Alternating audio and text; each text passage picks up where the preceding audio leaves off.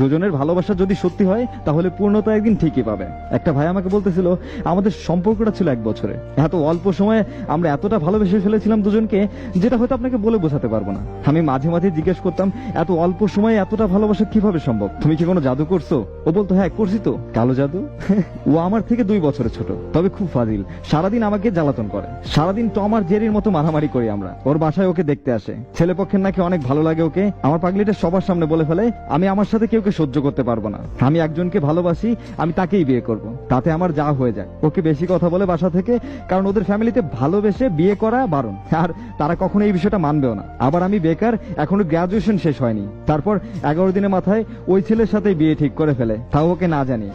বিকেল তখন 5টা বাজে, ও আমাকে ওর আম্মুর ফোন থেকে কল দিয়ে বলল আজ আমার এঙ্গেজমেন্ট হবে, তুমি কি করবা জানি না, তবে তুমি যদি আজ আমাকে না নিয়ে যাও তাহলে বিশ্বাস করো ওরা এই বাসার বাইরে আমার লাশ যাবে। আমি না, আমি অনেক তাড়াহুড়ো করে আমার বন্ধু সবাইকে ফোন দেই, ওদের বাসায় যাই। ওর বাবা তো আমাকে ঢুকতেই দেবে না বাসায়, অনেক জোর করে বাসায় ঢুকলাম। ও রুম লক দিয়ে রাখছিল যাতে ওর এঙ্গেজমেন্ট না হয়। যখন আমি গেলাম তখন ও বাইরে আসলো, আর এসেই আমাকে সবার সামনে জড়িয়ে ধরে বলল আমার শুধু তোমাকেই চাই, আর কিছু লাগবে না, টাকা পয়সা গাড়ি বাড়ি কোনো কিছুই লাগবে না, আমার শুধু তোমাকেই লাগবে। আমি ওর বাবার পা জড়িয়ে ধরলাম, বললাম আঙ্কেল আজ যদি আপনি এই ছেলের সাথে ওকে বিয়ে দেন তাহলে আমরা 2টা মানুষ জীবন্ত লাশ হয়ে যাব, আমাদের দুনিয়ার সব সুখ দিলেও আমরা কখনো খুশি হতে পারবো না। আজ আমি বেকার, খালি ইনশাল্লাহ ভালো একটা চাকরি করি বা অন্য কিছু করবই, আমার কাছেও টাকা হবে। আমার বয়স যখন ওই ছেলের মতো 35 হবে তখন তো আমার কাছেও সব থাকবে।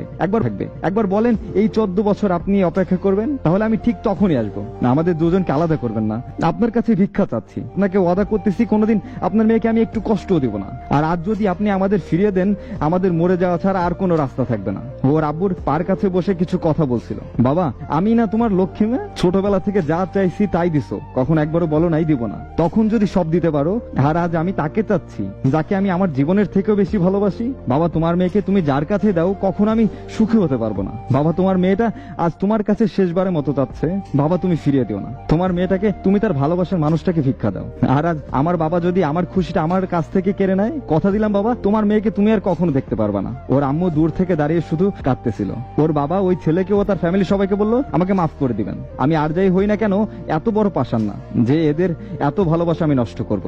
আমি আসলে বুঝতে পারি নাই এরা দুজন দুজনকে এতটা ভালোবাসে। আমাকে আপনারা মাফ করে দিবেন, আমার মেয়ে যাকে ভালোবাসে ও তার সাথে থাকবে, আমি আমার মেয়েকে হারাতে চাই না। আমাদের বললো তোমরা ওঠো। তারপর আমার বাবা মাকে ফোন দিয়ে বললো এঙ্গেজমেন্ট হলো, তার 3 মাস পরে আমাদের বিয়ে হয়। আজ বিয়ের 4টা বছর পার হয়ে গেছে, আমাদের ছোট্ট একটা ছেলে আছে। আমার বাবা মা আর ওর বাবা মার কাছে পুরো দুনিয়াই সে।